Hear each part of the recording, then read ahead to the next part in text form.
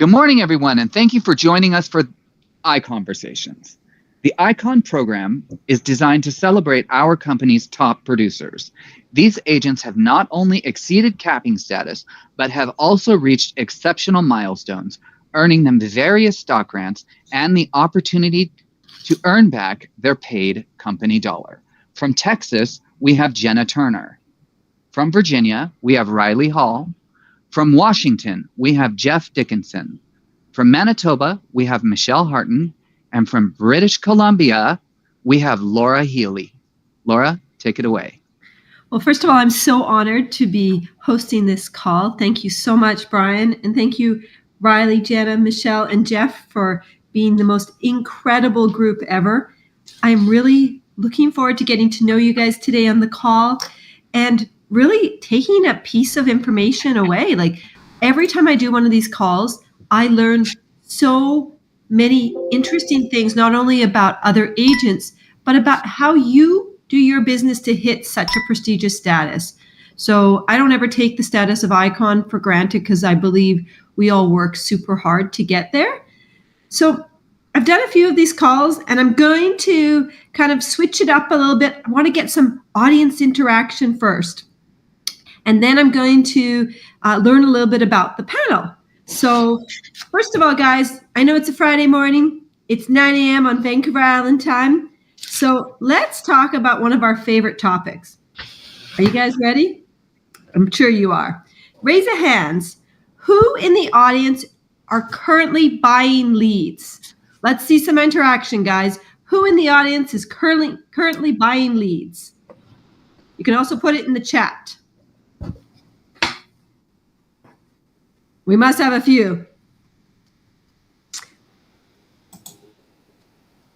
Okay, now let's take it over to the panel. Jeff, let's start it off with you.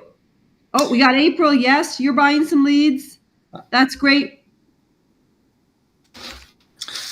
Oh, we got 1, 2, 3, 4. Great. Okay.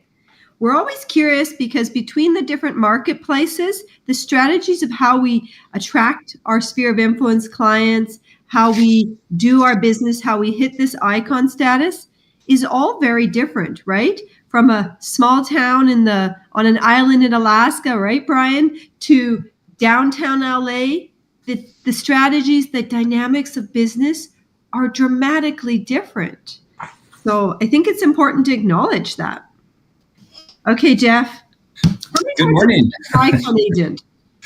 Yeah, good morning. I really do not buy leads. Everything that I do is what I call corporate affinity. So I go into small to medium-sized businesses and put some financial and health wellness education together and generate all sorts of nice, warm clients. So that's how I do it. Do you want to tell us a little bit more about that? You have me intrigued. Yeah, sure. Yeah, it's kind of a unique niche that has served me well for about 20 years now. And it's really taking your database, which, we all know that we need to work as much as possible. But with our database, we need to ask the other question, and that is, of a client or friend or neighbor, who do you know that's a business owner, key employee or manager of a company with 50 to 1,000 employees. And so I've got a fully templated program. EXP actually has their program in the Revenos that you can plug into as well. Scripts and everything to go into companies. And it's such a go-giver mentality to provide education, which I think is a huge worth of us agents these days in our high tech world. But so I just go in and I do lunch and learns, and so I will generate one client for every 100 employees that I represent. And right now I represent about 3,000 employees. So that allows me to ICON every single year. Oh, that's awesome, Jeff. That's super cool. Yeah. Kicking it back up to Canada, Michelle, how do you attract your client leads, and Are they more organic or are they lead-based purchases? Oh, we don't have Michelle. Sorry about that. Michelle hasn't come in yet, but she's still trying to get in, so I will signal you. I was so excited to have a fellow Canadian. That's okay. I know. All right, Laura. Jenna, up to you. Jenna, hi, I'm here. Sorry about awesome. that. So I've been an agent for 15 years, and for the first 10 years of that, I didn't have any purchase leads. And then in the last 5 years, I purchased a lot of Google local service, PPC, or SEO type leads for myself. But I've never bought any like Zillow or some of the big names. I haven't done that before. And I really tried to lead my business with mostly sphere of influence, past clients, referrals, and about 25% of my business comes from purchased leads. And I would love to never pay for a lead again because I can solely rely on my sphere of influence. But it has been a really good filler for like those months where you don't have a closing and you've got some purchase leads coming in and some opportunities to work. Yeah, that sounds super real, right? Because we always have these ebbs and flows in our business. And, we would love to say that we don't, but we're not in control of what our economy's doing or other factors. So I like your approach that, it's a percentage of your business, but it's not, your main method. It's really good advice for any of the newer agents because I think so many of them are so computer front heavy, but it's always a mixture of our business is what you're kind of saying. It is. And I think that it establishes consistency where that there's always a closing happening. Because if I just relied on my family and friends, I may run out of some of those people. And as I've gotten older, I've actually realized that, the first part of my career, I was a lot more extroverted, a lot more outgoing. I would network and do those things and always have a database, new people being added to my database. Now with young children and running a business, it's harder. I have to nudge myself and say like, okay, Jenna, you have not been social in a minute. You may just need to buy some leads from Google or you're going to have to get dressed and go to that Christmas party and baby shower and go and, rub elbows with people at the dinner table. That's super real. Like, it's just super real. We go through these ups and downs in life, right? Riley, what about you? All the way in Virginia. I have to admit, I don't know much about Virginia, but I've heard some great things. What's your business like over there? Are you buying leads? Sphere of influence? Yeah, so I buy some leads, but it's not like the primary spoke of like my wheel of business. Most of my business comes from cold calling methods, actually, with for sale by owners, expired and canceled listings. When I moved to Radford, Virginia in 2022, I didn't really know a ton of people here. We just like bought a house and settled down because we, had kids and we were having another one. And, I needed to generate business quickly because my wife wasn't going to be working as a nurse anymore. And so I had done a lot of research into Brandon Mulrenin on YouTube and learning scripts and objection handlers. And I just jumped right into cold calling and I was doing it like 24/7. Monday through Saturday. My first year, I did like 36 deals. Second year was Icon over 40. I'm on track to do another 40 this year. It works because even if you're new to the area, when you cold call like religiously, you get in front of so many people. You're networking with people you would have never met before if you were just like waiting for the right lead. You go through 100 internet leads, and you might close 1 or 2 deals. And a lot of times, like the sellers that you're talking to, they also have to buy homes or you're referring them out to a different state. They tell their church friends, about you and you collect reviews. So I've gotten a lot more this year. I've gotten a lot more like repeat business and referrals from those past clients. I would say I fell for like the Zillow stuff. I spent like $7,000 on Zillow like my first year, and I'd close like 1 deal. It didn't even pay for all the all the leads that I had to purchase. I still have some realtor.com leads, but I spend like maybe $250 a month for realtor.com. I don't spend much because just the quality, their internet leads. When you're like cold calling for sell by owners, expireds, and canceled, like every single one of those lead sources, they want to sell. It's a matter of showing them your value. Riley, that actually leads us perfectly into my next question. Well, let's stay with you because we're talking about your sphere of influence, your past clients. So how in a sleazy or salesman way do you nurture your past clients in your sphere of influence? What are you doing right now that might have been different than previous? So often when I'm like out driving around, if I'm like in the area of a client that I've worked with before, I just call them. I'm just like, hey, I'm showing a house like next to your house. How are things going? Do you need any contractors? Do you need any help? But just not asking for the referral, but just like maintaining that relationship with them. That's a big way that I stay in contact with people. It's super important, right? Kind of top of mind, that kind of thing. And are you doing anything special in regards to like past client retention or just, keeping in contact? No, really just keeping in contact. I try to stay involved on Facebook and like their posts and comment on their posts and stuff too. Just trying to keep it super organic, Yeah, that's awesome. Jenna, what about you? What are you doing to nurture your past clients in your sphere of influence and, in something in a unique way,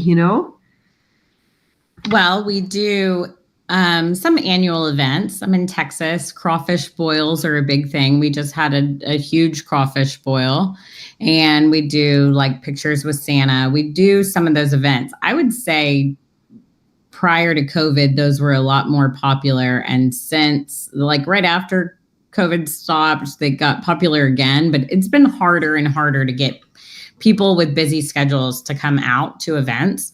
I still host them because I feel like the touches to invite them, they still know I'm in business. They know that I'm doing things, whether they can come or not is important. But every once in a while I get stuck with a big tray of sandwiches that I have to eat myself because nobody came to the event. I always make sure to order catering that me and my kids could eat afterwards. Super smart. That blind faith that if you build it, they will come. If you invite people, they will come. And that helps establish some connection. But I also, I'm pretty consistent. I had actually gotten out of production. I have a team in Houston. I had gotten out of production a couple of years ago when my children were small and really relied on my team. And when the market started to shift, I said, I better not do that. And so I made a goal for myself about 12 months ago that said, okay, I'm going to do the bare minimum that I ask my agents to do, which is 25 phone calls a week to our database, past clients, sphere, or leads, one unsolicited CMA per week, and one face-to-face interaction with somebody who could be of influence or a past client per week. And I'm also in the agent attraction game for agents on my team, especially. So sometimes that may be a realtor, but that's my bare minimum is 25 phone conversations a week. Asking someone to lunch. If you've never read the book, Never Eat Alone, that's a great book that kind of really tells you how to build that sphere of influence business. And also the number one game changer, I think, for my business over the last year, while it was harder to get business, has been that one unsolicited CMA per week. So every week I am sending someone that I have sold a house to before in the past, someone who bought a house that I sold and maybe I want the listing back and I knew that their agent probably wasn't following up with them post-closing. I am sending someone an unsolicited CMA per week. And my first year back in production after taking a big break, I was able to do 20 million in sales after taking a 2-year hiatus. And it was it solely came from those unsolicited CMAs. If I could really track who ended up calling me, it was the people I delivered that value to. That's really unique. I like that a lot.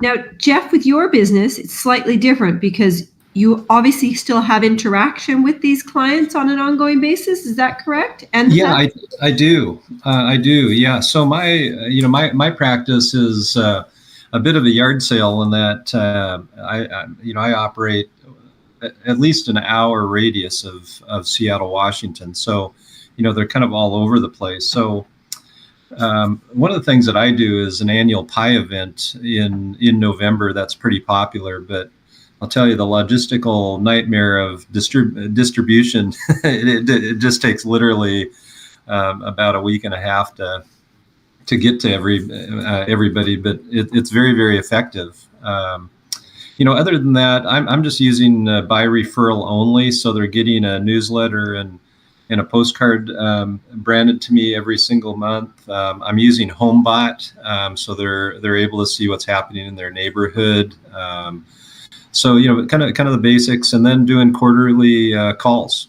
So I can't emphasize enough how important it is to work your database.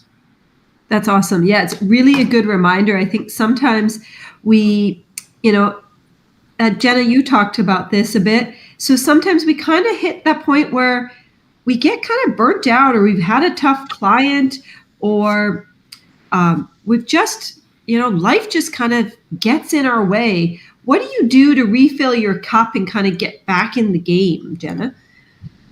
Well, I don't know that I'm a great example. I quit production, and that probably wasn't really good for me, but I was really burnt out. I was really, really burnt out after 10 plus years being a top producing agent, owning my own brokerage before I came to EXP. I was just exhausted. I was really tired. So, nowadays I have to just look at identifying the client that I want versus the client that I could have. And so I've really, really narrowed in on who is the ideal client. I want to work with families in my neighborhood. I want to work with people that know, like, and trust me. That's sometimes a lot easier than an online lead. But part of my business is meeting new people for some of our online leads. And I will say that I've found some joy in saying, okay, if I helped 3 past clients or Sphere clients a month, my goal would be to help one. 25% of my business is at least helping one stranger. And I think, when business was really, really booming, I was just overwhelmed in the small talk with strangers. So I think having a manageable business and identifying the clients that you really want, and being able to say no to the clients that are going to be time suckers and not appreciate you. I think that's okay to say. And as an agent is trying to start out their business, I know you're thinking, oh, I just need any client. Well, sometimes you lose 3 good clients because you're so busy dealing with any client.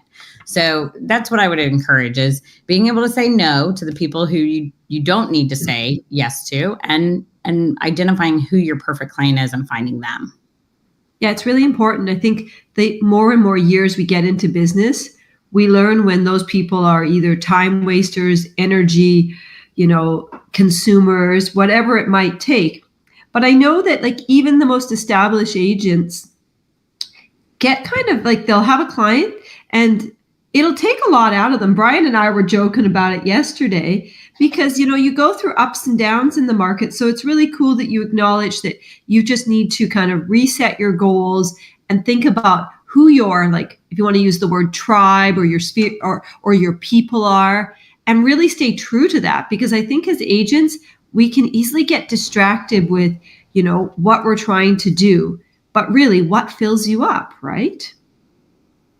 So, Riley, what about you in Virginia? How does that? Well, I'll piggyback off of what Jenna said. I mean, my first year I worked with anyone and everyone that I possibly could because I was trying to get paid, and once I started getting more of the repeat business, I did start getting burnt out as well. I mean, I didn't have an assistant helping or it was just me doing it all by myself. And I started getting more selective with clients too, because I think that with how many hats that we wear and how much stress we mitigate for our clients, you have to want to work with that client to be able to take that stress on. If you're not like respected in that transaction or by that client and you're having to deal with all those problems, it's even the burnout's even worse.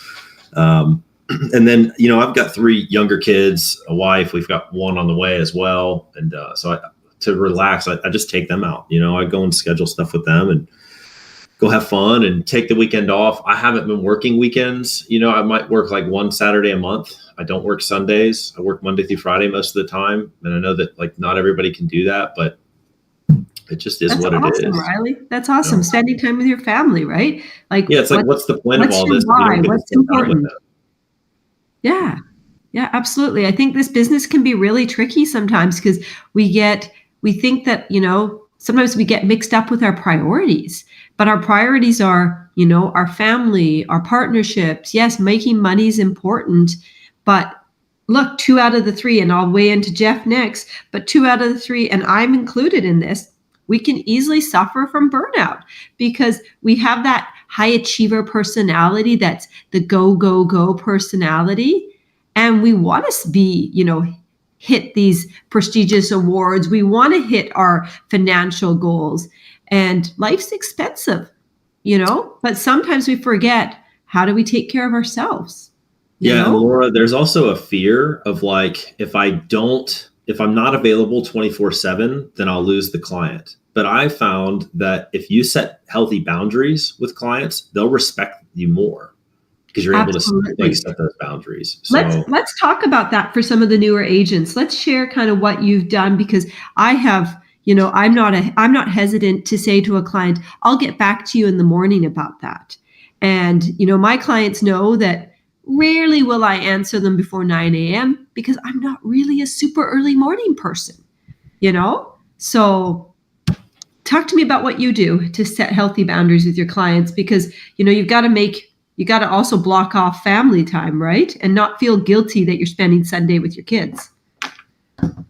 Yeah, 100%. I mean, like I said, like the first year was like, I would cancel plans with my family to go and like show a house to someone I've never met. I do not do that anymore. Like I try to like pull information out of them. Like, hey, are you pre-approved? Or are you paying cash? Like are they willing to take the necessary steps? If so, then great. We can schedule it when I have time. I try to book appointments Monday through Friday, a lot of admin stuff in the morning and appointments in the afternoon. Every once in a while, depending on the situation, I'll work, like a Saturday or maybe a Sunday. It just really depends on the situation, but just be more selective with it. That's awesome. And how many years have you been in the business? I started part-time in 2021, and then I went full-time in 22. Oh, okay. So not super long. So you've really been able to gain a work-life balance in a short period of time. That's very encouraging for some of the newer agents, I bet, on this call, that, in a span of 4 years, you've really built a lifestyle business. Mm-hmm. That's awesome. Jeff, let's talk about you. Have you, you've been numerous years in the business. Have you had your ups and downs? Have you had burnout?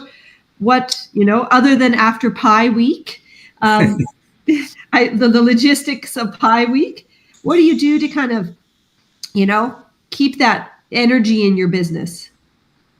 Yeah, I just, I think a big thing for me, I was a professional mogul skier growing up, and, I always look 90 days ahead, or I always look 3 moguls ahead. And so, what we do today reflects, income 90 days from now. Super positive on having a work-life balance. I don't know that I've personally learned that lesson in 41 years of doing this business. It is very, very difficult. I love Riley's comment as far as saying no, and really digging in with the client. Do I really need to meet them at 6 o'clock tonight, or are they available, tomorrow at 10 o'clock when it's more, in syncing with my calendar? So, we don't have to be everything to everybody. And that's been a real difficult lesson for me to learn. Yeah, it's really important, right? Because like Riley said, we kind of have that fear that if we're not available, they'll go elsewhere. But I mean, my first year I was working with a client, and at the end of the transaction, they looked at me and I thought, well, oh my gosh, I've done something wrong. And they said, Laura, I'm so sorry. We don't even know anything about you. Do you, like, we've been dragging you around all these evenings. Do you have a partner you go home to? Do you have kids? Do you have a family? Here we've been so selfish about our house buying needs, and you've been so accommodating. And I just thought, oh, because you're taught, don't talk too much about yourself, focus on the client, direct the conversation. And I just thought, oh, they're so sweet, and I'm still friends with those clients to this day, and I've done 3 transactions with them. So it just, Absolutely. But you don't want to overshare, but you want to be a human. You want to kind of have them relate to you, right? Definitely. I think that's so important. Because most of them, really don't care unless you set the stage to care. Yeah, that's absolutely right. So Jeff, of course, you're doing business not just with the corporate side of things, but what do you do to win a listing with your sphere of influence or your friend group? What do you do to make you stand out if they're interviewing other agents? Is there anything special that you do, or with your past clients? Well, I would have to say that, I'm primarily a listing agent. I do 60 to 80 transactions as just a solo agent, I guess we'll call it. And I'd have to say that it's my personal biography that wins the majority of my listings. I really stand behind that. I've got a pretty extensive construction background, and just some different attributes, in my past life that seem to resonate with clients, and that really helps. So you've done a really good job creating a really strong bio that really breaks down kind of your experience and your skill sets for any of the new agents. And then a lot of life experience, it sounds like. And right, exactly. Yeah. So I really invite everybody to, dig into their personal bio and just make it as strong as possible. Because, in my Seattle market, I'm competing against 32,000 other agents. And, what's your unique selling proposition? What makes you stand out? What marketing programs do you offer that others don't? And that's how you're winning listings. That's awesome. Jenna, what about you? I'm sure that through your kids, your family group, you have a huge sphere of influence when you have the energy to network and connect. What do you do? Because I know a local agent in my marketplace actually gets a lot of clients from the different activities she does with her kids. Well, yes, but I also live in an area where we have 45,000 agents in Houston. I think Wow.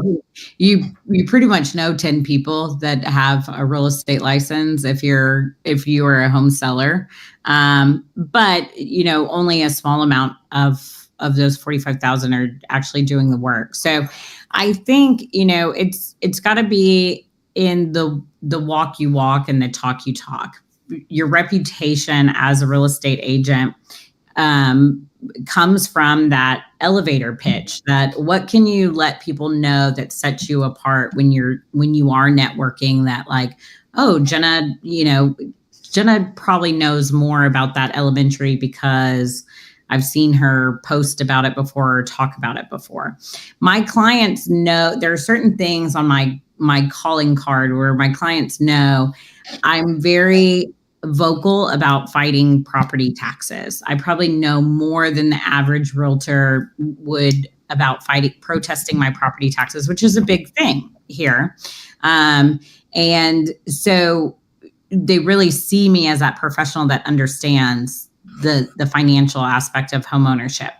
I think what you portray to your database and your sphere and instead of being at a dinner party and someone says, "Oh, I want to buy a house or sell a house," and your ears perk up and you have commission breath and you're running over and I'm the realtor for you. You really saying like, if you need some advice, I know a lot about this neighborhood because I've had clients live in the area, or I live in the area, or if you want me to look into something, let me know.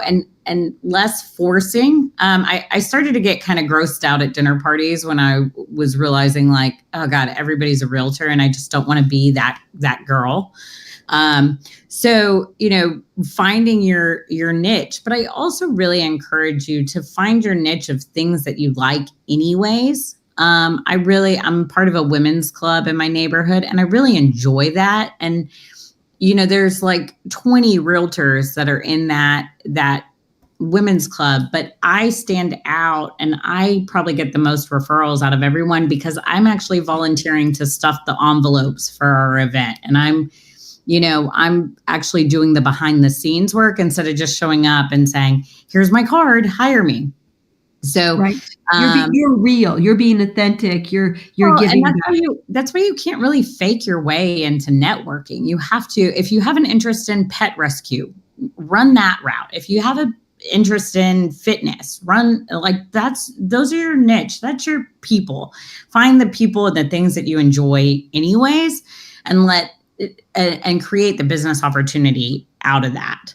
And so that's one thing that I think I've done really well at over the years. And sometimes I struggle with it, with the burnout. But I think if you're an agent who's saying, where do I get more business? You also need to be making a list of where you enjoy spending your time and how you can make those things cross over, because it's a lot easier to get business from people that know, like, and trust you because you guys have similarities. You're also at your happiest, your best when you're doing something you love, whether that's, out dragon boating on Vancouver Island, or whether that's out pickleballing. If it's something you love and you're passionate about, people have a trust automatically in you because they have started to build a relationship. And I think we forget about that. But in the previous call, they were talking about it. And my notes say, this is still very much a relationship-based business. Keep building relationships. And it's so, so true. Riley, I'm sure if we direct this question to you now, talk about your sphere of influence. Talk about, what you do that makes you unique, because obviously you've got kids, you got another one on the way, which is exciting. Congratulations. And you've got a community, right? And I'm sure that community sends you business, but hopefully they send you business authentically because they want to work with you because of your skill set, your knowledge, what you bring to the table. Share a little bit with us. What makes you so special? Yeah, I don't really advertise it as jumping on when I hear people talking about selling and stuff, oh, I can help you with that.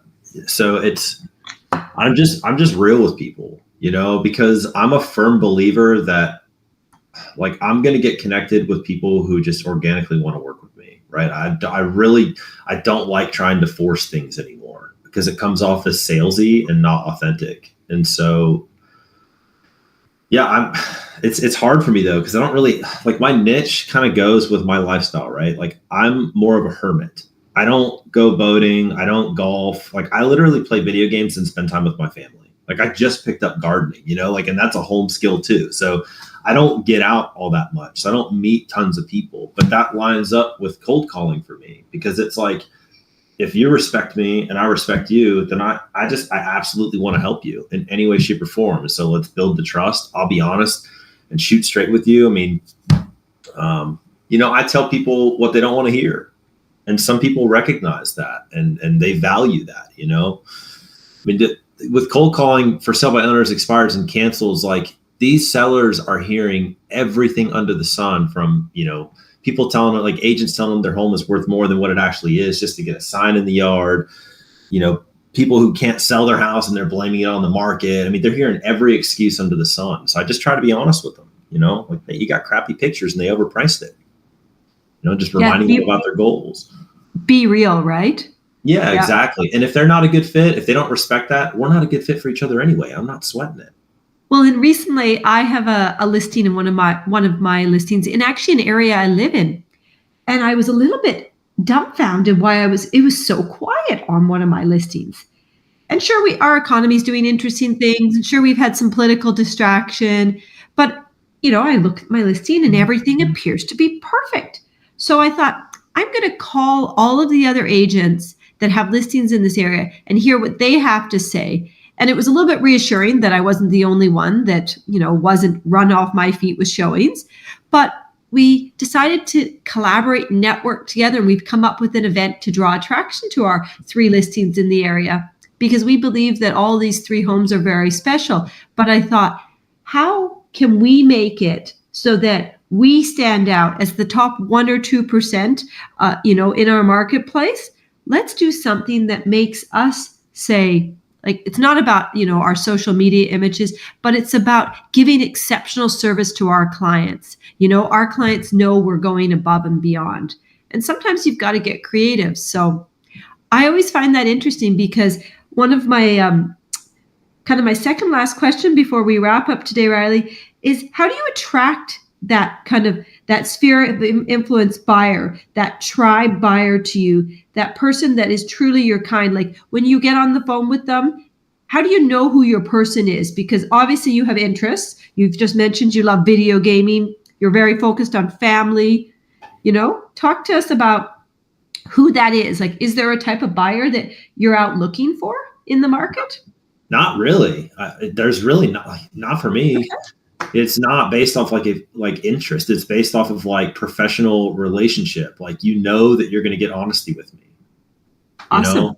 And like, if you take the necessary steps, based on what I recommend, or like you ask questions, then you're going to get top-notch service. My reviews speak volumes, and other people speak volumes. So like, it's not like a specific person. I've worked with all types of people, like grandparents that need patio homes and first-time home buyers that are looking for something under $250,000. I don't care. If they need help, I'm totally down to help them.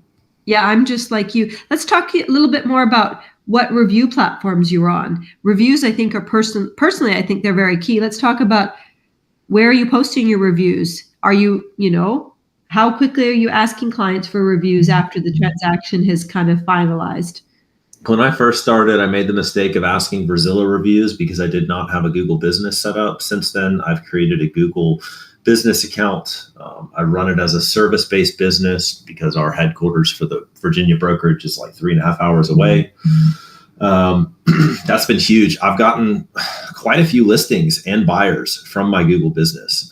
I typically, that's the only place where I really collect reviews, and then I syndicate those to KV Core on my website. Yeah. Sometimes I'll post them on Facebook, depending on the review, but most of the time I just let them sit on Google. And with asking for them, so I prep the question. I say, do you feel like the day of closing when I'm meeting them, I'll have a gift with me, and I'll say, hey, do you feel like I gave you 5-star service? And I'll say, obviously they'll say, yes, it was great, 5-star service. I'll say, I'm going to text you a link. If you wouldn't mind, later tonight while you're unwinding, if you could just leave me a 5-star review and kind of just talk about your experience working with me, it helps my business tremendously. And they almost always do it. So I did that when I ran Enterprise Rent-A-Car, because we used to have ESQI scores, and I would do pretty much exactly the same line. Yeah. And it did work great. I mean, after 5 years, I threw out all the trophies that I had, the plaques. I think they were plaques, not trophies. I had boxes of them after, because you won them every month, kind of thing, as being a top location with the top scores. And it was kind of a challenge. It motivated me a bit in a kind of a more traditional, mundane job. Jenna, what about you? Are you doing reviews online? How are you using them? Yeah. So one of our paid lead sources is Google Local Services. We have almost 700 5-star reviews, which I've done a lot of competitions to do those, but get those. But the one thing I changed in my business a couple of years ago is that every time we provide value of any kind, I've really taught myself this language. You know, when you go to Chick-fil-A and they say like, my pleasure. Anytime I help somebody with something and they're impressed with our service, I have really taught myself, is there anyone you can introduce me to that's buying or selling real estate? And if they say no, I say, then would you do me a favor and do this link for a review? And so we have a direct link. It's honestly, we email it to people, but I think it's like foundhoustonreviews.com or something that'll take them straight to Google to give us a review. I just did a bunch of property tax protests for past clients, helping them out. And so every single one of those people, I said, do you have someone you can introduce me to that's buying or selling real estate? Or would you mind giving me a review? And it's really become my language pattern. If a client, I just had a client reach out to me and we've emailed like their settlement statements post-closing, but they were like, hey, I lost that, can't find it. I need it for my taxes. I said, absolutely, I'll get that to you in 10 minutes. It also has a link on there to review us. Will you take a minute and give us a review at the same time? So anytime I'm doing something of value, I'm asking for that referral, and I'm asking for, if I can't get the referral, then I'm asking for a review. And it's just become the language. And it really is saving me on lead costs because I'm spending less on leads because I'm able to get more direct referrals right then and there because I'm asking for it. And then it's a reminder to your database who knows, likes, and trusts you. But sometimes they're not thinking, like, maybe they think you're busy. And right. So it's a reminder to them too that, oh, she's running a business and leaving a review would help her find more clients, or I could help her find more clients. And it's really become part of the language of my business. That's super important. I like the point that you make. Sometimes your clients feel like you're too busy. Right? I like to spend a bunch of time in Mexico, and sometimes clients will ask me, oh, are you in Canada? And it's like, yeah, it's summertime. Of course I'm in Canada. But it's this and other agents will say, oh, are you in Mexico? And it's like, no, I'm at home. You know, like I'm at home. So there's always that battle, right? Because sometimes they think you're too busy, you're away, and they still call you. But in their head, they're like, are you away? Are you too busy? You know? And you still want to promote your successes. You want to promote your just listed, you're just sold. But it's also, I think it's important to make sure that people know we have a high capacity to work at a high volume. And, you know, most of us do because we're top achievers.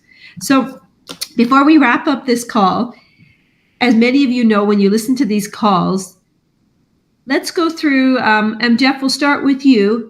If we could give the audience today one thing from this call to remember, what would be the best piece of advice for navigating today's market and staying in the game? What would you say to our listeners? I'd say two things. Number one, again, work your database, no matter if you have one person or you have 1,000 people in your database. Two is continue to build your sphere of influence. If you don't have a big sphere of influence, find your community connectors, the attorneys, financial planners, chiropractors, insurance agents, and just go and have a coffee with them and add them to your database, get them to know, like, and trust you, and you'll prevail. I like that. Community connectors. I like that. Riley, what about you? Get off of the shiny object syndrome. Pick a prospecting method and excel at it. Learn it. Do it for a year solid. You'd be amazed at what you can do. Whether it's cold calling, door knocking, open houses throughout the week and weekends, I don't care what it is. Do it consistently so that you can become a master at it, and you'll convert way more than you would your first month of doing it by the end of the year. Yeah, that's super important, right? Stay consistent. Yep. And don't get distracted. Yeah, it's very important. And Jenna, what about you? Let's talk about what you do what's your best piece of advice to navigate today's market and stay in the game? Well, I just uploaded in the group a 30-day challenge that I'm in the midst of right now with my team that has kind of a bunch of random tasks that we gave ourselves. But I think I want to tell agents, like, business is not just one funnel. So you're not just going to only get sphere business. You're not going to only get business from open houses. I think right now in this market, you really have to think of multiple ways of getting business. So I shared that graphic with you guys that just had that 30-day challenge that I'm in the middle of doing. But think outside the box.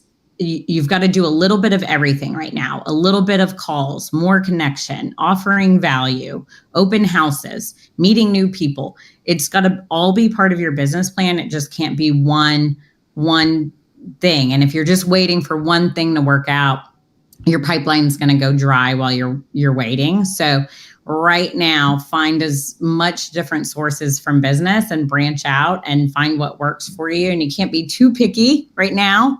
You got to find some business and start working it, because it's going to pay you back in 60 to 90 days. That's really good advice, because if you're too narrow, such as, you're only in pre-sales, for example, or, new construction, and that market changes, you could be left kind of in a dry spell, right? And then they also talk, and I like this about EXP, that we have multiple spheres of income that come into our company, right? If you choose to exercise those, so it's like, it's key, right? But I like your point. I like both you and Riley and Jeff all pointed out that we have to remember, we have to keep it real. We have to be authentic. And we really need to stay focused on what we do and do it consistently. And I think, sometimes we get distracted. So thank you so much. If anyone has any questions, feel free to put them in the chat. But you guys are epic. Thank you. Thank you so much. Great job. Thank you all for being here today. It was a great panel. Every single time we always walk away with something. If you're watching this on YouTube, smash that like button and subscribe. You guys, you were the best. Thank you all. And any of you out there in the audience, if you're an icon and you're in an active icon benefit year, you get a couple points just for watching the show. Have a good one. We're here every